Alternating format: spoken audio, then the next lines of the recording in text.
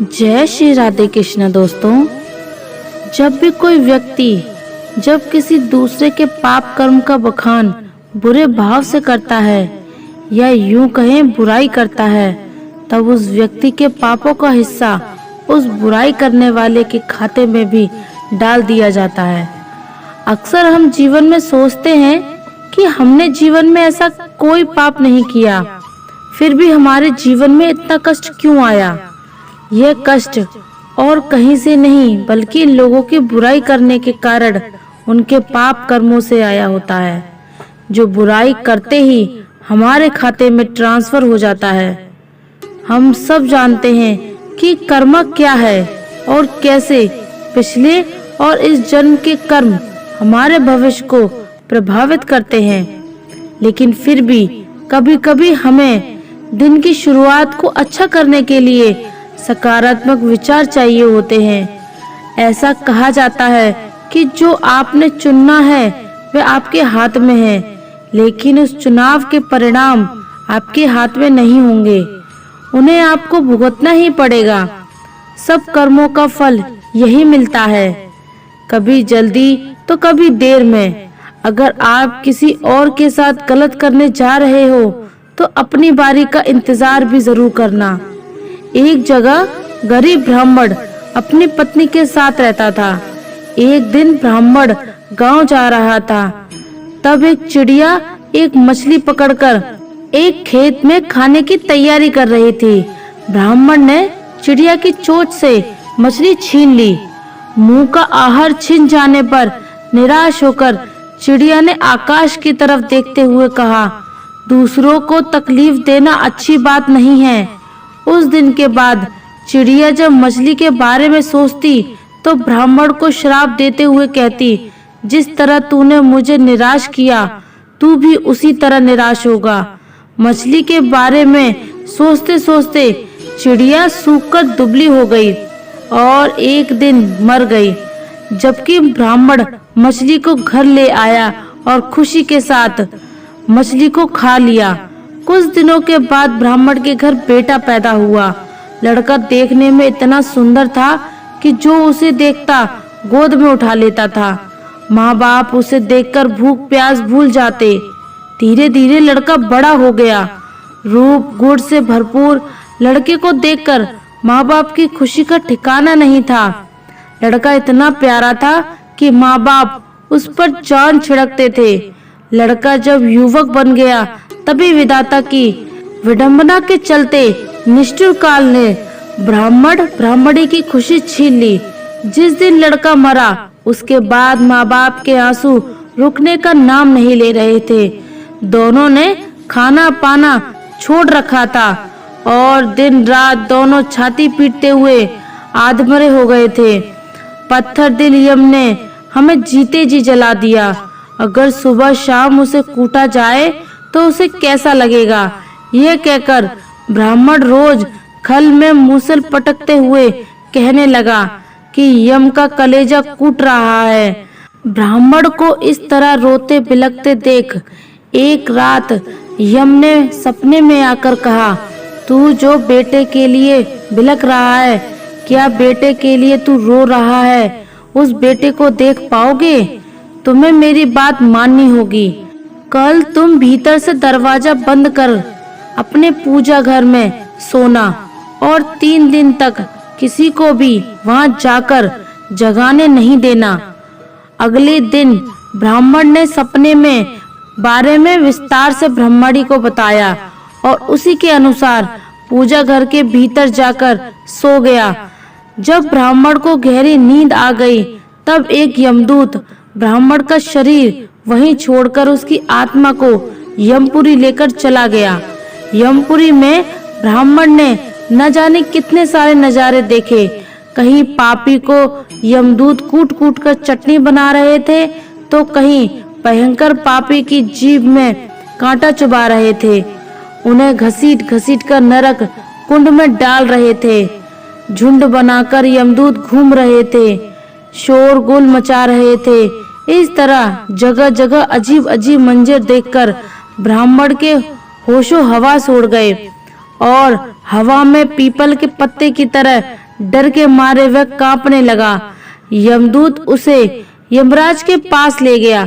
डर के मारे थरथर कांप रहे ब्राह्मण को देख यमराज ने उससे कहा, पुजारी डरो मत, तुम जरा उस नौजवान की तरफ देखो, क्या उनमें से तुम्हारा बेटा भी है? ब्राह्मण ने उधर उधर देखा तो अपने बेटे को मौजूद पाया। बेटे को देखकर ब्राह्मण ने खुश होकर यमराज से कहा, हाँ महाराज, वह मेरा बेटा है। ब्राह्मण का जवाब सुनकर यमराज ने कहा, उसे यहाँ बुलाओ, अगर ना आए तो वहाँ जाकर बुला लाओ। ब्राह्मण ने बेटे को पुकारा मगर वह नहीं आया। तब उसके पास जाकर बोला, मेरे बच्चे, मैं आया हूँ, तू मेरे साथ चल। ब्राह्मण ने 3-4 बार इस तरह कहा मगर बेटे ने उसकी तरफ देखा ही नहीं। तब उसे हाथ से पकड़कर ब्राह्मण ने कहा, मेरे बच्चे इधर देखो, मैं हूँ तेरा बाप।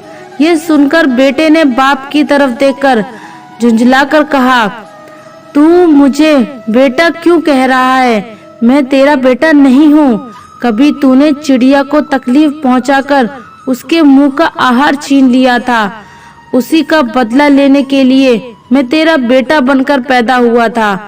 अब याद आया ना, तूने जिस तरह मेरे मन को तकलीफ पहुंचाई थी, उसी तरह मैं तेरे मन को तकलीफ पहुंचाकर चला आया। बेटे का जवाब सुनकर ब्राह्मण उदास हो गया और यमराज के पास आकर बोला, वह मेरा बेटा नहीं है।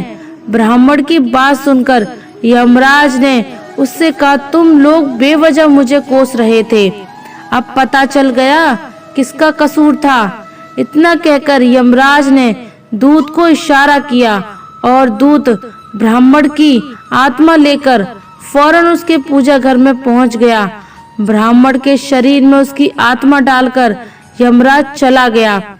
जागते ही ब्राह्मण ने ब्राह्मणी के सपने का सारा हाल बता दिया और उसके बाद ब्राह्मण ब्राह्मणी के दिवंगत बेटे की याद में आंसू बहाना बंद कर दिया। कर्म एक ऐसा ढाबा है जहां हमें ऑन ऑर्डर करने की जरूरत नहीं पड़ती। हमने जो पकाया होता है हमें वही मिलता है। कर्म आखिरकार सामने आता है, जैसा बोओगे वैसा ही काटोगे, जल्द ही या बाद में। ब्रह्मांड आपको वो परोस देगा जिसके आप हकदार हैं। कर्म ही व्यक्ति की पहचान का मुख्य आधार है। आपके कर्म आपके चरित्र को परिलक्षित करते हैं। जीवन में सफलता प्राप्त करने के लिए हमें हमेशा सकारात्मक कर्म करने चाहिए, क्योंकि कर्म ही हमारे भविष्य को निर्धारित करते हैं। निश्चित रूप से यह कर्म का सिद्धांत होता है, जो कुछ भी हम दूसरों के प्रति करते हैं वही हमें भविष्य में मिलता है।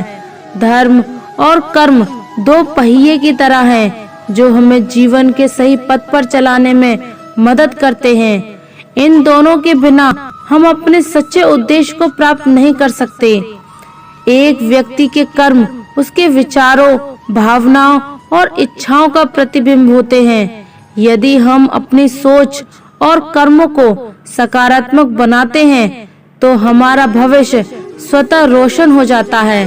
किसी को बुरा बोलना, चुगली करना, बुराई करना, जलन व ईर्ष्या का भाव रखना, ये सब आपकी तरक्की व खुशियों को रोक देते हैं, आपके जीवन में गहरा प्रभाव डालते हैं। एक राजा ब्राह्मणों को भोज में महल के आंगन में भोजन करवा रहा था। राजा का रसोइया खुले आंगन में भोजन पका रहा था। उसी समय एक चील अपने पिंजरे में एक जिंदा सांप को लेकर राजा के महल के ऊपर से गुजरी। जब पंजों में दबे सांप ने अपनी आत्मरक्षा में चील से बचाने के लिए अपने फन में से जहर निकाला, तब रसोइया जो लंगर ब्राह्मणों के लिए पका रहा था, उस लंगर में सांप के मुख से निकली जहर की कुछ बूंदें खाने में गिर गईं। किसी को कुछ पता नहीं चला। फलस्वरूप वह ब्राह्मण जो भोजन पका रहा था, उस सब की जहरीला खाने खाते हुए मौत हो गई।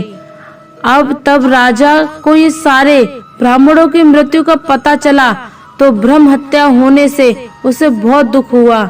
ऐसे में अब ऊपर बैठे यमराज के लिए भी ये फैसला लेना मुश्किल हो गया था कि इन पाप कर्म का फल किसके खाते में जाएगा।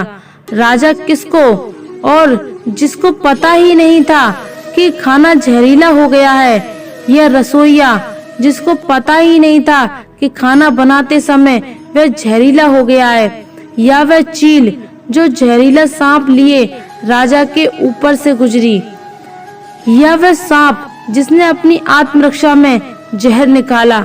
बहुत दिनों तक यह मामला यमराज के दरबार में अटका रहा। फिर कुछ समय बाद कुछ ब्राह्मण राजा से मिलने उस राज्य में आए और उन्होंने किसी महिला से महल का रास्ता पूछा। उस महिला ने महल का रास्ता तो बता दिया। रास्ता बताते बताते साथ साथ ब्राह्मणों से यह भी कह दिया कि देखो भाई, जरा ध्यान रखना, वह राजा आप जैसे ब्राह्मणों को खाने में जहर देकर मार देता है। बस जैसे ही उस महिला ने ये शब्द कहे, उसी समय यमराज ने फैसला ले लिया कि उन मृत ब्राह्मणों की मृत्यु के पाप का फल इस महिला के खाते में जाएगा और इसे उस पाप का फल भुगतना होगा। यमराज के दूतों ने पूछा, प्रभु ऐसा क्यों, जबकि उन मृत ब्राह्मणों की हत्या में उस महिला की कोई भूमिका भी नहीं थी।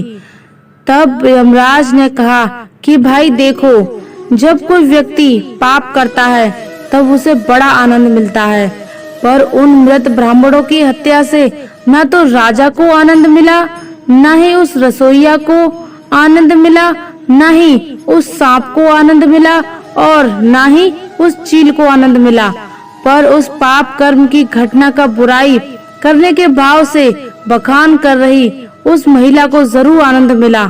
इसलिए राजा के उस अनजाने पाप का फल अब इस महिला के खाते में जाएगा। बस इसी घटना के तहत आज तक जब भी कोई व्यक्ति जब किसी दूसरे के पाप कर्म का बखान बुरे भाव से करता है या यूं कहें बुराई करता है, तब उस व्यक्ति के पापों का हिस्सा उस बुराई करने वाले के खाते में भी डाल दिया जाता है। अक्सर हम जीवन में सोचते हैं कि हमने जीवन में ऐसा कोई पाप नहीं किया है, फिर भी हमारे जीवन में इतना कष्ट क्यों आ रहा है। इतना कष्ट और कहीं से नहीं, बल्कि लोगों की बुराई करने के कारण उनके पाप कर्मों से आया हुआ होता है, जो बुराई करते ही हमारे खाते में ट्रांसफर हो जाता है। हम अच्छे कर्म करते हैं तो हम खुशी से अपनी जिंदगी गुजार सकेंगे, और अगर हम बुरे कर्म कर रहे हैं तो हमें बुरी ही फल मिलेंगे। इसलिए हमेशा अच्छे कर्म करें और दूसरों को भी अच्छे कर्म करने के लिए प्रेरित करें। हकीकत में कर्म क्या है? क्या इंसान के कर्मों के अनुसार ही उसका फल आता है? जैसी करनी वैसी भरनी, इस कहावत से आप वाकिफ होंगे, लेकिन क्या सचमुच ऐसा है या इसके पीछे कुछ और रहस्य छुपा है? कर्म से संबंधित लोगों के मन में ऐसे अनगिनत सवाल उठते हैं जिनके जवाब कभी मिलते हैं, कभी नहीं मिलते या संतोष भरे नहीं रहते। कर्म के बारे में यदि सरल भाषा में ज्ञान मिले तो हर अपने कर्मों का योग्य दिशा देकर उससे उत्तम फल प्राप्त कर सकता है। आइए अब इस विषय की गहराई में प्रवेश करते हैं। इंसान के जीवन में जो अनेकों कृपा की होती हैं, उनमें से अहम कृपा है मनुष्य का जन्म मिलना, जिसका मनुष्य जीवन ऐसा करिश्मा है जहाँ पर ईश्वरीय कृपा हो कि ईश्वरीय खेल की, ईश्वर की लीलाओं की, यहाँ तक कि खुद ईश्वर ही होने की अनुभूति उसे मिल सकती है। अनंत संभावनाओं से भरे पूरे इस जीवन में ईश्वर की राह पर चलने की वजह इंसान भाग्य, नसीब, कर्म रेखा जैसी बातों में अटक जाता है, जिससे वे असली कर्म क्या है और उसका फल किस तरह से आता है, उन महत्वपूर्ण बातों को समझ भी नहीं पाता। एक बार आप कर्म और उसके फल के बारे में सच्चाई जान लेंगे तो उसके बाद आपका हर कर्म होश से ही होगा, परिणाम तो उसका फल वैसे ही होगा। कई लोगों की धारणा होती है कि प्रत्यक्ष में कुछ किया तभी कर्म हुआ। कर्म के बारे में क्रिया करने के तौर पर ही सोचा जाता है, लेकिन ऐसा नहीं है। कर्म तो लगातार होते ही रहते हैं।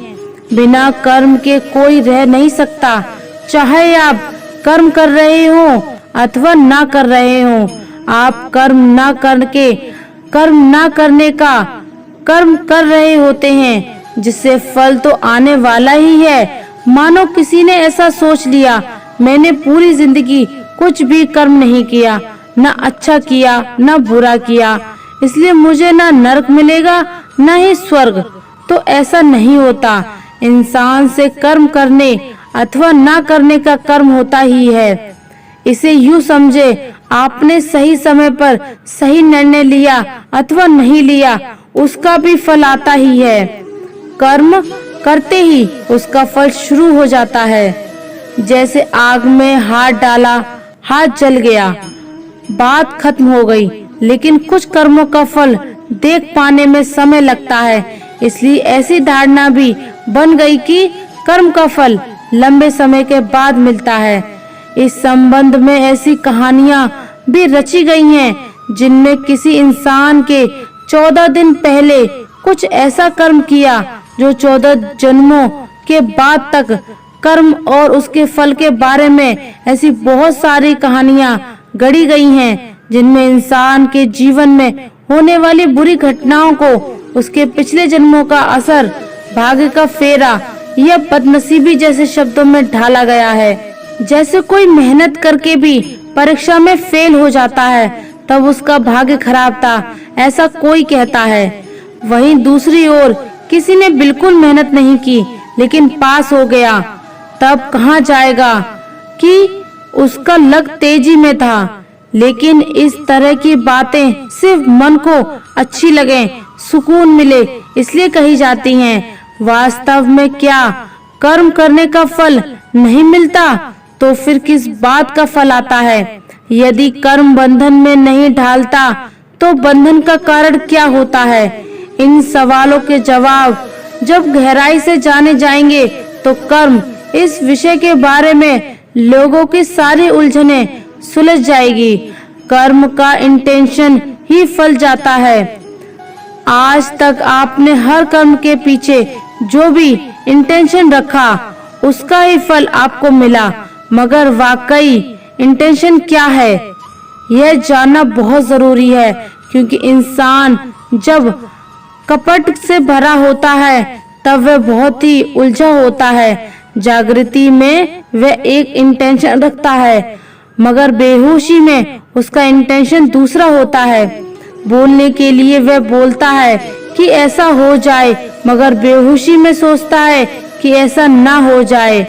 इस तरह इंसान के पास किसी भी काम के पीछे कम से कम 2 इंटेंशन होते हैं। जैसे एक इंसान कहता है प्रमोशन हो जाए, मगर अनजाने में उसका विचार होता है कि प्रमोशन हो जाने के बाद जो जिम्मेदारियां आएंगी, क्या मैं उन्हें संभाल पाऊंगा? शायद नहीं संभाल पाऊंगा, ऐसा लगता है। हालांकि वह इंसान प्रमोशन के लिए लगातार कोशिश भी करता रहता है, मगर उसके बदले किसी और को प्रमोशन मिलता है। तब वह कहता है कि मेरा प्रमोशन होना चाहिए था, क्यों नहीं हो रहा? क्योंकि अनजाने में कहीं पर इसका इंटेंशन है कि ऐसा ना हो। इस तरह 2 इंटेंशन भिन्न भिन्न उद्देश्य रखने वाले का जीवन खंडित है, बटा हुआ है। उसका मन, बुद्धि, शरीर अलग अलग कह रहे हैं और वह सुन कुछ और रहा है। परिणाम उसके इंटेंशन टुकड़ों में है, उनमें जोड़ नहीं है, जिससे उस इंसान में ईमानदारी का भाव होता है। उसका खुद के उद्देश्यों से तालमेल नहीं होता। हालांकि बाहरी कर्मों से इंटेंशन समझ में नहीं आता। बाहर के लोगों की क्रिया कुछ अलग दिखाई देती है, मगर उनका भाव वैसा नहीं होता जैसे इसी समय में कौन सी इच्छा पूरी होती है। जिस इंटेंशन में तीव्रता ज्यादा होती है वही इच्छा पूर्ति होती है। इसलिए इंटेंशन साफ, स्मूथ एक ही होनी चाहिए।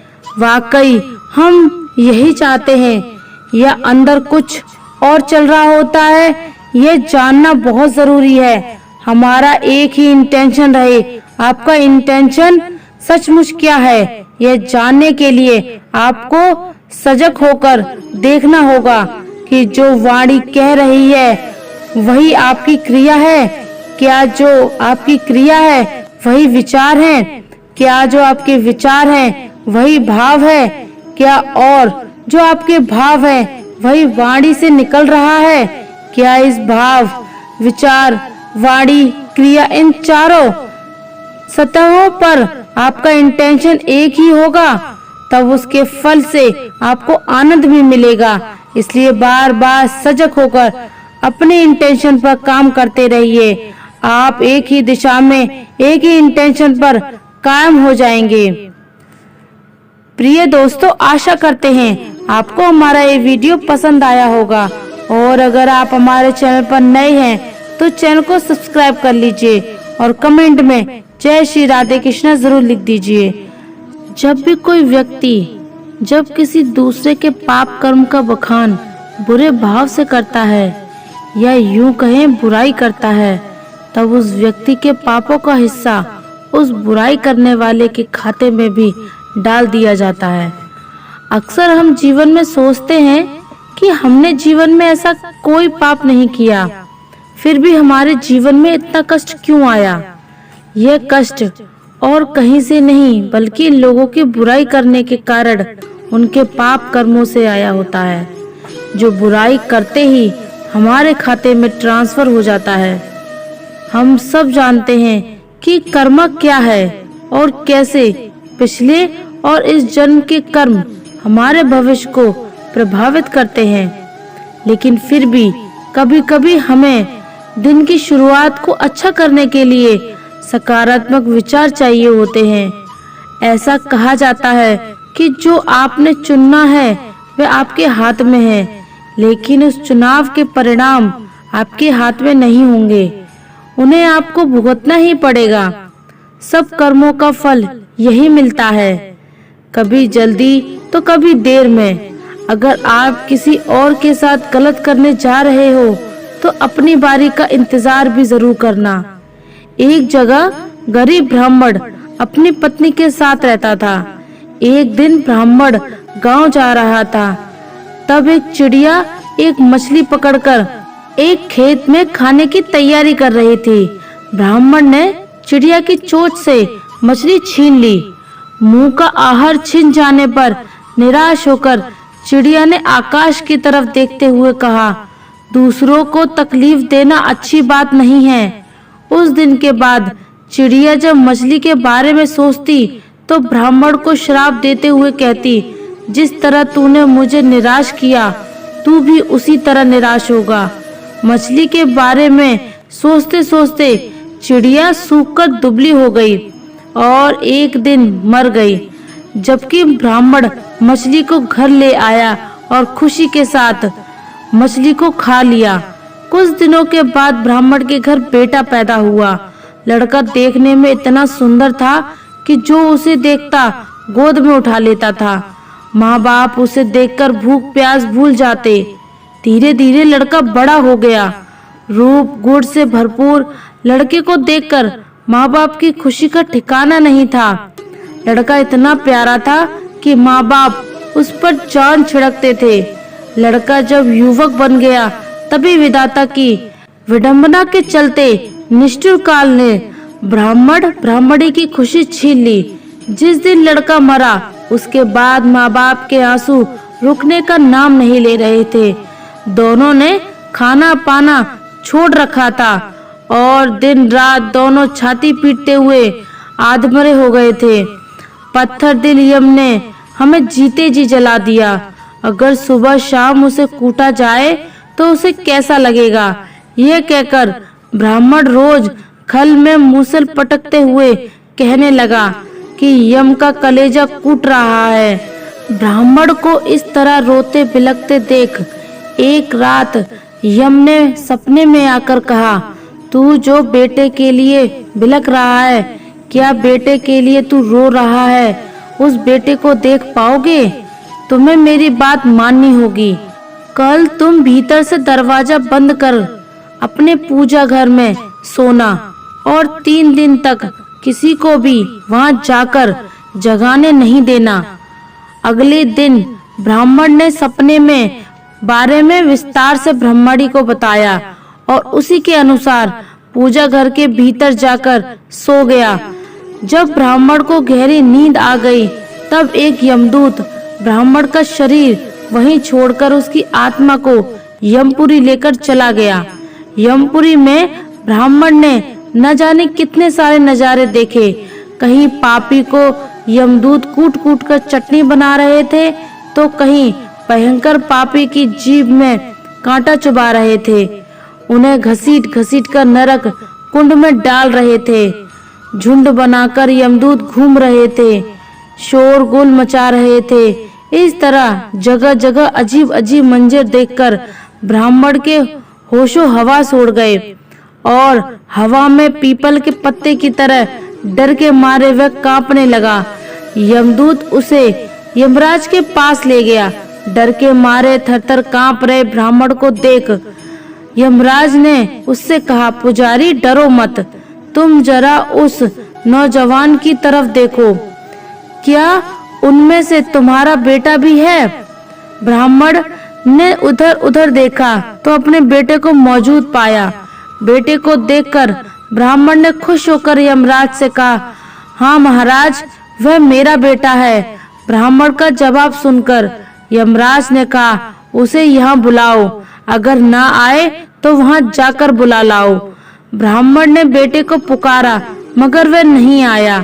तब उसके पास जाकर बोला, मेरे बच्चे, मैं आया हूँ, तू मेरे साथ चल। ब्राह्मण ने 3-4 बार इस तरह कहा मगर बेटे ने उसकी तरफ देखा ही नहीं। तब उसे हाथ से पकड़कर ब्राह्मण ने कहा, मेरे बच्चे इधर देखो, मैं हूँ तेरा बाप। ये सुनकर बेटे ने बाप की तरफ देखकर झुंझलाकर कहा, तू मुझे बेटा क्यों कह रहा है? मैं तेरा बेटा नहीं हूँ। कभी तूने चिड़िया को तकलीफ पहुंचाकर उसके मुंह का आहार छीन लिया था, उसी का बदला लेने के लिए मैं तेरा बेटा बनकर पैदा हुआ था। अब याद आया ना, तूने जिस तरह मेरे मन को तकलीफ पहुंचाई थी, उसी तरह मैं तेरे मन को तकलीफ पहुंचाकर चला आया। बेटे का जवाब सुनकर ब्राह्मण उदास हो गया और यमराज के पास आकर बोला, वह मेरा बेटा नहीं है। ब्राह्मण की बात सुनकर यमराज ने उससे कहा, तुम लोग बेवजह मुझे कोस रहे थे, अब पता चल गया किसका कसूर था। इतना कहकर यमराज ने दूत को इशारा किया और दूत ब्राह्मण की आत्मा लेकर फौरन उसके पूजा घर में पहुंच गया। ब्राह्मण के शरीर में उसकी आत्मा डालकर यमराज चला गया।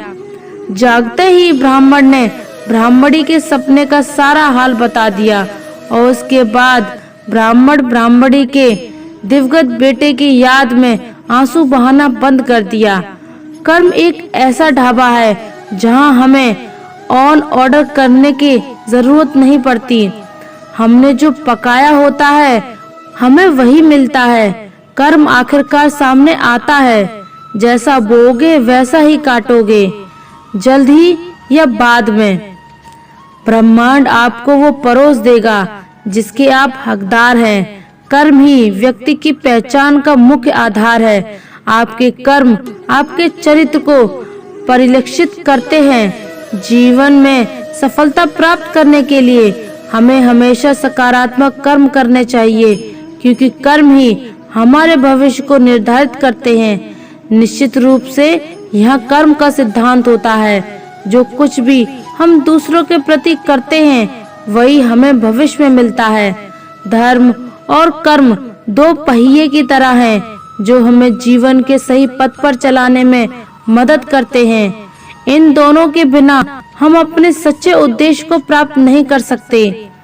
एक व्यक्ति के कर्म उसके विचारों, भावनाओं और इच्छाओं का प्रतिबिंब होते हैं। यदि हम अपनी सोच और कर्मों को सकारात्मक बनाते हैं तो हमारा भविष्य स्वतः रोशन हो जाता है। किसी को बुरा बोलना, चुगली करना, बुराई करना, जलन व ईर्ष्या का भाव रखना, ये सब आपकी तरक्की व खुशियों को रोक देते हैं, आपके जीवन में गहरा प्रभाव डालते हैं। एक राजा ब्राह्मणों को भोज में महल के आंगन में भोजन करवा रहा था।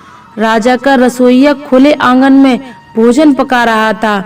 उसी समय एक चील अपने पिंजरे में एक जिंदा सांप को लेकर राजा के महल के ऊपर से गुजरी। जब पंजों में दबे सांप ने अपनी आत्मरक्षा में चील से बचाने के लिए अपने फन में से जहर निकाला, तब रसोइया जो लंगर ब्राह्मणों के लिए पका रहा था, उस लंगर में सांप के मुख से निकली जहर की कुछ बूंदें खाने में गिर गईं। किसी को कुछ पता नहीं चला। फलस्वरूप वह ब्राह्मण जो भोजन पका रहा था, उस सब की जहरीला खाना खाते हुए मौत हो गई। अब तब राजा को ये सारे ब्राह्मणों की मृत्यु का पता चला तो ब्रह्म हत्या होने से उसे बहुत दुख हुआ। ऐसे में अब ऊपर बैठे यमराज के लिए भी ये फैसला लेना मुश्किल हो गया था कि इन पाप कर्म का फल किसके खाते में जाएगा। राजा किसको, और जिसको पता ही नहीं था कि खाना जहरीला हो गया है, यह रसोइया जिसको पता ही नहीं था कि खाना बनाते समय वह जहरीला हो गया है, या वह चील जो जहरीला सांप लिए राजा के ऊपर से गुजरी, या वह सांप जिसने अपनी आत्मरक्षा में जहर निकाला। बहुत दिनों तक यह मामला यमराज के दरबार में अटका रहा। फिर कुछ समय बाद कुछ ब्राह्मण राजा से मिलने उस राज्य में आए और उन्होंने किसी महिला से महल का रास्ता पूछा। उस महिला ने महल का रास्ता तो बता दिया। रास्ता बताते बताते साथ साथ ब्राह्मणों से यह भी कह दिया कि देखो भाई, जरा ध्यान रखना, वह राजा आप जैसे ब्राह्मणों को खाने में जहर देकर मार देता है। बस जैसे ही उस महिला ने ये शब्द कहे, उसी समय यमराज ने फैसला ले लिया कि उन मृत ब्राह्मणों की मृत्यु के पाप का फल इस महिला के खाते में जाएगा और इसे उस पाप का फल भुगतना होगा। यमराज के दूतों ने पूछा, प्रभु ऐसा क्यों, जबकि उन मृत ब्राह्मणों की हत्या में उस महिला की कोई भूमिका भी नहीं थी। तब यमराज ने कहा कि भाई देखो, जब कोई व्यक्ति पाप करता है तब उसे बड़ा आनंद मिलता है, पर उन मृत ब्राह्मणों की हत्या से न तो राजा को आनंद मिला, न ही उस रसोइया को आनंद मिला, न ही उस सांप को आनंद मिला और न ही उस चील को आनंद मिला, पर उस पाप कर्म की घटना का बुराई करने के भाव से बखान कर रही उस महिला को जरूर आनंद मिला। इसलिए राजा के उस अनजाने पाप का फल अब इस महिला के खाते में जाएगा। बस इसी घटना के तहत आज तक जब भी कोई व्यक्ति जब किसी दूसरे के पाप कर्म का बखान बुरे भाव से करता है या यूं कहें बुराई करता है, तब उस व्यक्ति के पापों का हिस्सा उस बुराई करने वाले के खाते में भी डाल दिया जाता है। अक्सर हम जीवन में सोचते हैं कि हमने जीवन में ऐसा कोई पाप नहीं किया है, फिर भी हमारे जीवन में इतना कष्ट क्यों आ रहा है। इतना कष्ट और कहीं से नहीं, बल्कि लोगों की बुराई करने के कारण उनके पाप कर्मों से आया हुआ होता है, जो बुराई करते ही हमारे खाते में ट्रांसफर हो जाता है। हम अच्छे कर्म करते हैं तो हम खुशी से अपनी जिंदगी गुजार सकेंगे, और अगर हम बुरे कर्म कर रहे हैं तो हमें बुरी ही फल मिलेंगे। इसलिए हमेशा अच्छे कर्म करें और दूसरों को भी अच्छे कर्म करने के लिए प्रेरित करें। हकीकत में कर्म क्या है? क्या इंसान के कर्मों के अनुसार ही उसका फल आता है? जैसी करनी वैसी भरनी, इस कहावत से आप वाकिफ होंगे। लेकिन क्या सचमुच ऐसा है या इसके पीछे कुछ और रहस्य छुपा है? कर्म से संबंधित लोगों के मन में ऐसे अनगिनत सवाल उठते हैं जिनके जवाब कभी मिलते हैं कभी नहीं मिलते या संतोष भरे नहीं रहते। कर्म के बारे में यदि सरल भाषा में ज्ञान मिले तो हर अपने कर्मों का योग्य दिशा देकर उससे उत्तम फल प्राप्त कर सकता है। आइए अब इस विषय की गहराई में प्रवेश करते हैं। इंसान के जीवन में जो अनेकों कृपा की होती हैं, उनमें से अहम कृपा है मनुष्य का जन्म मिलना, जिसका मनुष्य जीवन ऐसा करिश्मा है जहाँ पर ईश्वरीय कृपा हो कि ईश्वरीय खेल की, ईश्वर के लीलाओं की, यहाँ तक कि खुद ईश्वर ही होने की अनुभूति उसे मिल सकती है। अनंत संभावनाओं से भरे पूरे इस जीवन में ईश्वर की राह पर चलने की वजह इंसान भाग्य, नसीब, कर्म रेखा जैसी बातों में अटक जाता है, जिससे वे असली कर्म क्या है और उसका फल किस तरह से आता है उन महत्वपूर्ण बातों को समझ भी नहीं पाता। एक बार आप कर्म और उसके फल के बारे में सच्चाई जान लेंगे तो उसके बाद आपका हर कर्म होश से ही होगा, परिणाम तो उसका फल वैसे ही होगा। कई लोगों की धारणा होती है कि प्रत्यक्ष में कुछ किया तभी कर्म हुआ। कर्म के बारे में क्रिया करने के तौर पर ही सोचा जाता है, लेकिन ऐसा नहीं है। कर्म तो लगातार होते ही रहते हैं। बिना कर्म के कोई रह नहीं सकता, चाहे आप कर्म कर रहे हो अथवा ना कर रहे हो। आप कर्म ना करने का कर्म कर रहे होते हैं, जिससे फल तो आने वाला ही है। मानो किसी ने ऐसा सोच लिया, मैंने पूरी जिंदगी कुछ भी कर्म नहीं किया, न अच्छा किया न बुरा किया, इसलिए मुझे ना नरक मिलेगा न ही स्वर्ग। तो ऐसा नहीं होता। इंसान से कर्म करने अथवा ना करने का कर्म होता ही है। इसे यूं समझे, आपने सही समय पर सही निर्णय लिया अथवा नहीं लिया, उसका भी फल आता ही है। कर्म करते ही उसका फल शुरू हो जाता है। जैसे आग में हाथ डाला, हाथ जल गया, बात खत्म हो गई।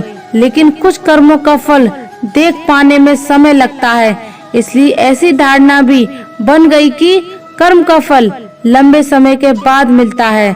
इस संबंध में ऐसी कहानियां भी रची गई हैं जिनमें किसी इंसान के 14 दिन पहले कुछ ऐसा कर्म किया जो 14 जन्मों के बाद तक कर्म और उसके फल के बारे में ऐसी बहुत सारी कहानियां गढ़ी गई हैं जिनमें इंसान के जीवन में होने वाली बुरी घटनाओं को उसके पिछले जन्मों का असर, भाग्य का फेरा या बदनसीबी जैसे शब्दों में ढाला गया है। जैसे कोई मेहनत करके भी परीक्षा में फेल हो जाता है तब उसका भाग्य खराब था, ऐसा कोई कहता है। वहीं दूसरी ओर किसी ने बिल्कुल मेहनत नहीं की लेकिन पास हो गया, तब कहा जाएगा कि उसका लक तेजी में था। लेकिन इस तरह की बातें सिर्फ मन को अच्छी लगे, सुकून मिले, इसलिए कही जाती हैं। वास्तव में क्या कर्म करने का फल नहीं मिलता तो फिर किस बात का फल आता है? यदि कर्म बंधन में नहीं ढालता तो बंधन का कारण क्या होता है? इन सवालों के जवाब जब गहराई से जाने जाएंगे तो कर्म इस विषय के बारे में लोगों की सारी उलझने सुलझ जाएगी। कर्म का इंटेंशन ही फल जाता है। आज तक आपने हर कर्म के पीछे जो भी इंटेंशन रखा उसका ही फल आपको मिला, मगर वाकई इंटेंशन क्या है यह जानना बहुत जरूरी है, क्योंकि इंसान जब कपट से भरा होता है तब वह बहुत ही उलझा होता है। जागृति में वह एक इंटेंशन रखता है मगर बेहोशी में उसका इंटेंशन दूसरा होता है। बोलने के लिए वह बोलता है कि ऐसा हो जाए मगर बेहोशी में सोचता है कि ऐसा ना हो जाए। इस तरह इंसान के पास किसी भी काम के पीछे कम से कम 2 इंटेंशन होते हैं। जैसे एक इंसान कहता है प्रमोशन हो जाए, मगर अनजाने में उसका विचार होता है कि प्रमोशन हो जाने के बाद जो जिम्मेदारियां आएंगी, क्या मैं उन्हें संभाल पाऊंगा? शायद नहीं संभाल पाऊंगा, ऐसा लगता है। हालांकि वह इंसान प्रमोशन के लिए लगातार कोशिश भी करता रहता है, मगर उसके बदले किसी और को प्रमोशन मिलता है। तब वह कहता है कि मेरा प्रमोशन होना चाहिए था, क्यों नहीं हो रहा? क्योंकि अनजाने में कहीं पर इसका इंटेंशन है कि ऐसा ना हो। इस तरह 2 इंटेंशन भिन्न भिन्न उद्देश्य रखने वाले का जीवन खंडित है, बटा हुआ है। उसका मन, बुद्धि, शरीर अलग अलग कह रहे हैं और वह सुन कुछ और रहा है। परिणाम उसके इंटेंशन टुकड़ों में है, उनमें जोड़ नहीं है, जिससे उस इंसान में ईमानदारी का भाव होता है। उसका खुद के उद्देश्यों से तालमेल नहीं होता। हालांकि बाहरी कर्मों से इंटेंशन समझ में नहीं आता। बाहर के लोगों की क्रिया कुछ अलग दिखाई देती है, मगर उनका भाव वैसा नहीं होता। जैसे इसी समय में कौन सी इच्छा पूरी होती है, जिस इंटेंशन में तीव्रता ज्यादा होती है वही इच्छा पूर्ति होती है। इसलिए इंटेंशन साफ, स्मूथ, एक ही होनी चाहिए। वाकई हम यही चाहते हैं या अंदर कुछ और चल रहा होता है, यह जानना बहुत जरूरी है। हमारा एक ही इंटेंशन रहे। आपका इंटेंशन सचमुच क्या है, यह जानने के लिए आपको सजग होकर देखना होगा कि जो वाणी कह रही है वही आपकी क्रिया है। क्या जो आपकी क्रिया है वही विचार है? क्या जो आपके विचार हैं वही भाव है? क्या और जो आपके भाव है वही वाणी से निकल रहा है? क्या इस भाव, विचार, वाणी, क्रिया, इन चारों सतहों पर आपका इंटेंशन एक ही होगा? तब उसके फल से आपको आनंद भी मिलेगा। इसलिए बार बार सजग होकर अपने इंटेंशन पर काम करते रहिए। आप एक ही दिशा में, एक ही इंटेंशन पर कायम हो जाएंगे। प्रिय दोस्तों, आशा करते हैं आपको हमारा ये वीडियो पसंद आया होगा, और अगर आप हमारे चैनल पर नए हैं तो चैनल को सब्सक्राइब कर लीजिए और कमेंट में जय श्री राधे कृष्णा जरूर लिख दीजिए। जब तक के लिए धन्यवाद। जय श्री राधे कृष्णा।